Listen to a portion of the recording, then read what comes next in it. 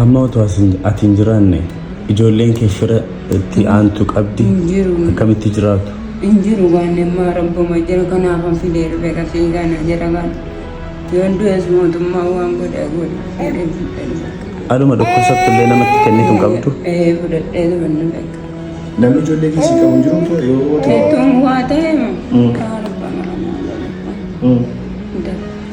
eessaa kan ba'e. Maalirra ciifta? Maal nyaachifta ijoollee kee? Uma rabbi namni naa kennu.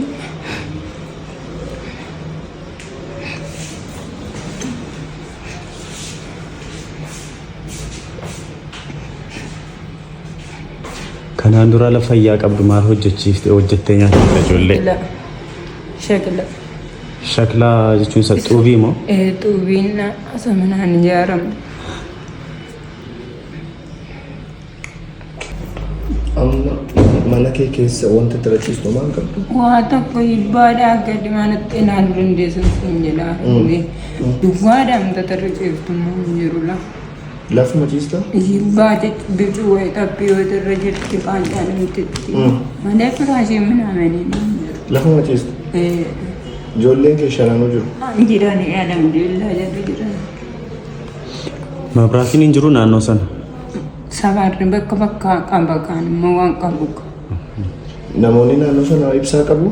Ibsaa qabanii galeera. Ati maaliif dhabdee?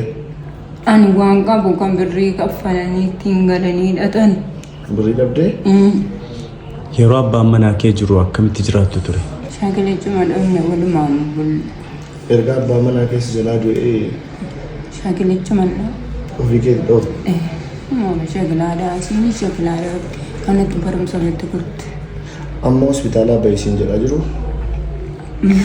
Erga maaliin beekagaa ammallee waan itti himne.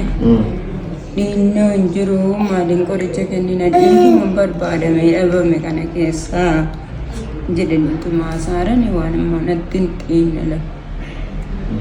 Amma ijoollee keetu namni naa kennisiin jedhee hin kennitaa? Lakkiin kennu amma gaafan duutu jennee kadhadhee daa'imman teessee taa'een guddifadhe. Hin kennitu? Hin kennu. Daa'imman teessee taa'een guddifadhe. Wallaa hin kennu. Maaliif egaa? Isatti. Hin kennu. Maaliif hin kennine sababa isaaniitti? Lakkiin kennu. Rakkattee guddifattee? Wallaahi? Wallaahi waan wajjiniin ta'e waa meeqa keessa hin kennu. Kanaaf kennuun barbaanne ilmoo kee? Hin kennu. Harka fuuni akkam jirtu? Badhaasa illee hin gadda injifadheen sababeeffachuun hospitaala dhufee taatee baay'ee garaa nama nyaatu arge. Taateen sunis haadha ilmaan kanaati.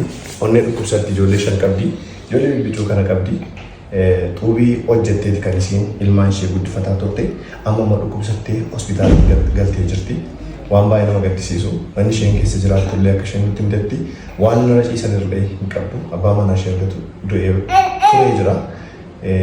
Yoo an du'ee ijoollee kollee nama itti kennadhu hin qabu jetteetti. Nummoo rabbii gaditti waan dandeenyu goonee fi rabbi irraa abdiin hin muratamu. Inshaallah nuu fayyiti waan dandeenyu akka gargaaru amaanaa siin jechuun barbaada. Obboleettii keenya kana yaalii barbaachisaa ta'e yaalchifne mana isheetti akka isheen galtu hakimoonni illee dubbataa jiru. Mana ishee teessee akka yaalii ishee hordoftu qoricha akka mana teessee fudhattu doktoroonni nutti himanii kan waan ta'eef gara manaatti ishee fudhannee akka mana ishees qajeelchinee fi qoricha ishee binnee fi akka lubbuun ishee tola rabbii gaditti akka goonu amaanaa siin jechuun barbaada. Namni rabbi siin laaffisa viidiyoo kana ishee godha.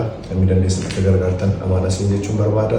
Anabdii Geetaachoo Ababeetii, Kaameeraan Abdusalaam Harquutii, Galatoomaa Alfaadhaa.